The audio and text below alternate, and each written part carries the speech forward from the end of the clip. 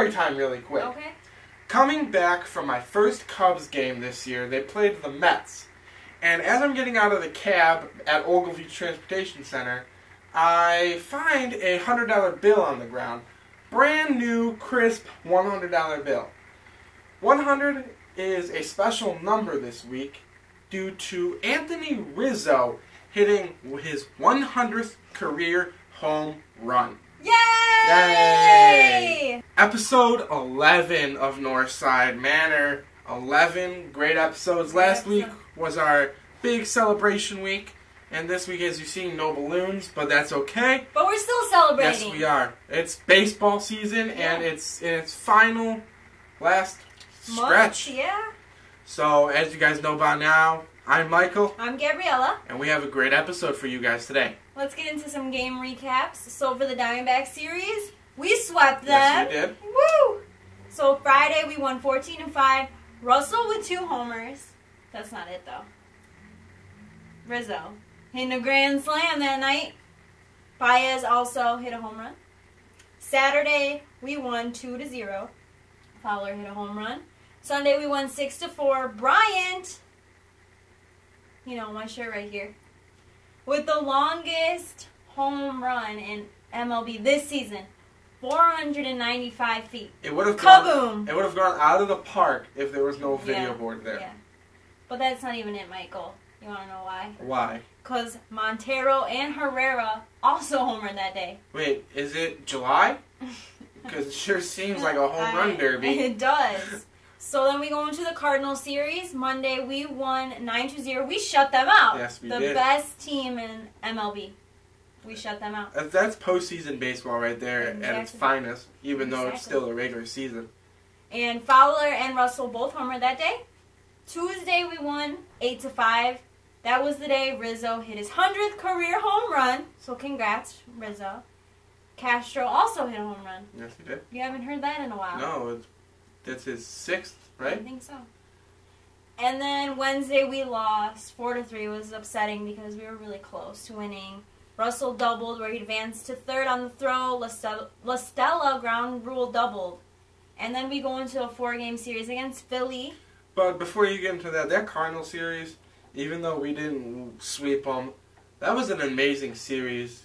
We scored 17 runs before they scored 1 run. Yeah. Which is amazing. I and was altogether, really proud of them. We scored 20 runs and they only scored 8. So that's an amazing. I mean, even though they didn't sweep them, I feel like that was their best series. I do too. This season. Yes, and that shows that they can compete. They are contenders for sure this season.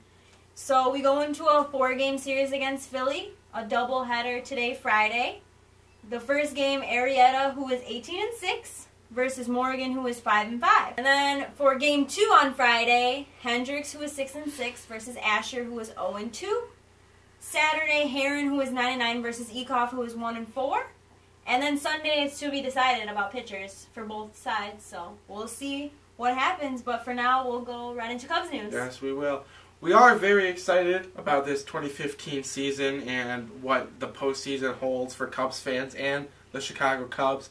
But as fans, we can get excited for the next year's season, the 2016 season, because MLB just released the schedules for next year. The Cubs' first game is against the Angels in LA on April 5th. We do open at Wrigley against the Reds on April 11th. So the Cubs are getting ready for the postseason. They called up Zach Rosscup and C.J. Edwards, which I'm pretty excited about. Yes, C.J. Edwards, he can work the corners of the plate. He pitched the other day. Yes, he did. He was really good. Yes, I like him. He's a young kid. I mean, he's older than most of the players on the team, but he's still very young. Exactly. And he has a lot of talent. He came over in the Matt Garza trade a few years ago. Having him in the organization and seeing what he's done in Iowa, and now this one game that he pitched, or that one inning he pitched, he's going to have a promising career in Cubby Blue. It was funny when he was pitching, and Chris Bryant comes over to give him some pointers, and Chris Bryant's younger than him, but he's like, it's just a veteran. Yeah, exactly. And then they activated right-hand pitcher Neil Ramirez from the 15-day DL and recalled right-hand pitcher Yarvis Medina for Iowa Cubs. Okay, well, the Cubs did release right-handed pitcher Rafael Soriano. The 2010 All-Star signed a minor league deal in June. He had a 6.35 ERA and 5.2 innings pitched with the Cubs. For your around-the-league news, Buster Posey of the San Francisco Giants hit his 100th career home run the other night against the Rockies. It was his 17th of the season and his first since August 3rd. Posey's career high is 24, and that was set in 2012, the year he won the NL MVP. Staying with the Giants organization, Giants pitcher Tim Hudson indicated after Tuesday night's game that he plans to retire at the conclusion of the season. Hudson, who is 40, pitched 6 effective innings in his return to the Giants rotation and hit his first home run in 2 seasons, lifting his team to a 6-2 victory over Arizona. I feel like it's the right thing to do, the right time for my family, Hudson said of retirement. I played this game a lot longer than I thought I would and had a long career. Nights like tonight are very gratifying to go out there at this stage of my career to give my team a chance to win. Hudson, in his 17th season, his second with the Giants, he previously spent 6 seasons with the Athletics and 9 with the Braves. His 221 wins rank first among active pitchers, according to BaseballReference.com, and is 74th all-time. As we said earlier, Major League Baseball on Tuesday released its tentative schedule for the 2016 season, starting with the ESPN Sunday Night Baseball game on April 3rd, and then featuring 13 games on opening day and Square Root Day, April 4th, 2016. The 13 games on that first Monday include the traditional opener in Cincinnati against Philadelphia, as well as 6 divisional matchups and then an interleague contest between the host Royals and the Mets. 8 games are scheduled for Tuesday, April 5th, and then the first full slate of the 15 contests is scheduled for the next day. Will Ferrell, a.k.a. the Cactus Rose, a.k.a. Mr. Clutch, receives Hall of Fame plaque. Ferrell was honored at Petco Park after the Los Angeles Dodgers and the San Diego Padres game on Saturday. When Ferrell Takes the Field made its premiere, he received the plaque and the Hall of Fame jersey for becoming the first player to play all 10 positions for 10 different teams, including the Chicago Cubs. In one day, the HBO comedy special dedicated to the fight against cancer, Ferrell Takes the Field, will premiere on HBO Saturday, September 12th, 10/9 Central Time. We've seen a lot of amazing plays this year, like Spider-Juan robbing a home run off the Cardinals, or Anthony Rizzo falling into the stands. Don't forget Coughlin the other day diving into the stands. Pulling a Rizzo. Yes, copying Anthony Rizzo. We've seen, it's been a good year for top plays in baseball. Yeah. But I personally think that Bartolo Colon of the New York Mets deserves this week's honors of Play of the Week. He, against Miami the other day, literally ran to the first baseline and just flipped the ball behind his back to the first baseman. It was nothing. Exactly. And he's also a pitcher who rakes.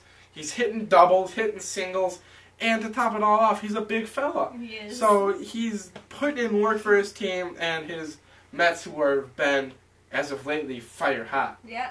So really congrats, Bartolo, for being this week's Play of the Week. Thanks, Michael, for Play of the Week. But now it is time for Player of the Week. I'm so excited because I really had a hard time this week, and it's a good problem to have when you can't pick which player is going to be Player of the Week. You could have had Chris Bryant, Dexter Fowler, Joe Madden, Anthony Rizzo, Javi Baez, Chris Coughlin, Kristen Norfia. I mean, Kyle Schwarber was hurt. I could have still had him. Jorge Soler probably did something on the bench. Starlin Castro. I mean, this team is just really hot, and I just love that this is a problem because it's just a good. It's like I said, it's a good problem to have.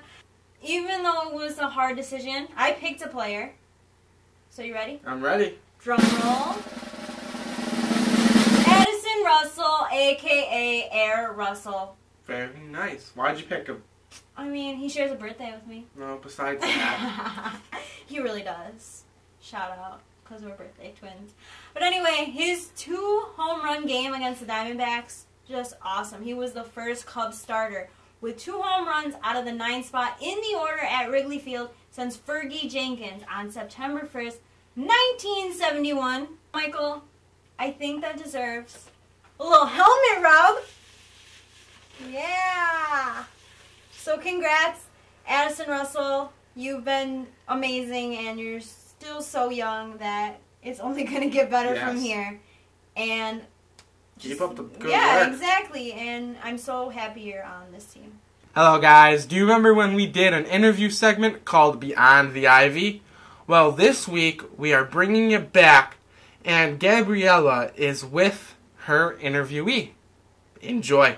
I'm here with my brother, Jordan Garcia. Hey. Hi, Mom. Long time no see. Yeah. So I got some Cubs questions for you. Yeah. Can the Cubs get the first wild card spot or even catch the Cardinals? Yeah, I believe they can. I mean, the Cardinals, they're struggling a little bit, but the Cubs can, catch up and take that first place spot and, get their first World Series in I don't know how long. It's been a while. In a one-game playoff, who do you start, Arrieta or Lester? I start Arrieta. Why? Because he's the best pitcher in the world right now. No one can touch him. He's too good. One last question for you. What was your favorite Cubs memory of all time, since being a Cubs fan? My favorite Cubs memory is when I went to the Cubs game, my first Cubs game with my dad, and the Cubs won 20-1, and it was unbelievable. It was a great experience, and I'll cherish it forever. Thank you so much. And last week, I introduced a new contest.